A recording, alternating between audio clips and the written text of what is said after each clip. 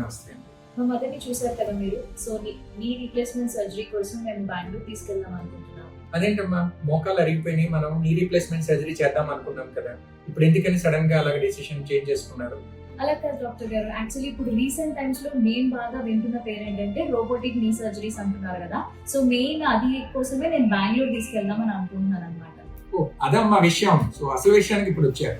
So మీరు చూసినట్టయితే కనుక మనకి ఇప్పుడు ఆ రోబోటిక్ సర్జరీ అంటే ఫుల్లీ ఆటోమేటెడ్ రోబోటిక్ సర్జరీ అనేది ఇప్పుడు మనకి వైజాగ్ లోని మన మెడికవర్ హాస్పిటల్లోనే అందుబాటులో ఉంది. సో ఖచ్చితంగా మీ మదర్కి మనము రోబోటిక్ నీ రీప్లేస్మెంట్ సర్జరీతోని ఖచ్చితంగా పర్ఫెక్ట్ గా చేయొచ్చు. ఓకే డాక్టర్ గారు, బట్ రోబోటిక్ సర్జరీ వల్ల బెనిఫిట్స్ ఏంటి అండ్ ఎలా చేస్తారు అసలు ప్రొసీజర్? రైట్ అమ్మా. సో మనం రోబోటిక్ నీ రీప్లేస్మెంట్ సర్జరీ మనం చూసినట్టయితే మన మెడికవర్ హాస్పిటల్లో ఫుల్లీ ఆటోమేటెడ్ మిస్సో రోబోట్ అనేది జరుగుతుంది.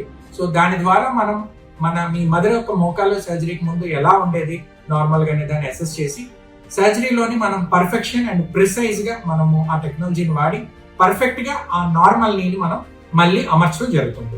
సో దీనివల్ల ఏంటంటే ఆ సర్జరీ తర్వాత ఆవిడ వెంటనే ఫాస్ట్ గా కోలుకుంటారు, చాలా తొందరగా కూడా నడవడం జరుగుతుంది. కాదు డాక్టర్ గారు, మదర్ కి రీసెంట్ గా హార్ట్ సర్జరీ అయింది అండ్ ఆల్సో షుగర్ కూడా ఉంది కదా. సో అందుకని చెప్పేసి మేము బయట చేద్దాం అనుకుంటున్నాం. అయ్యో దాని గురించి అమ్మా మీరు టెన్షన్ పడుతున్నారు.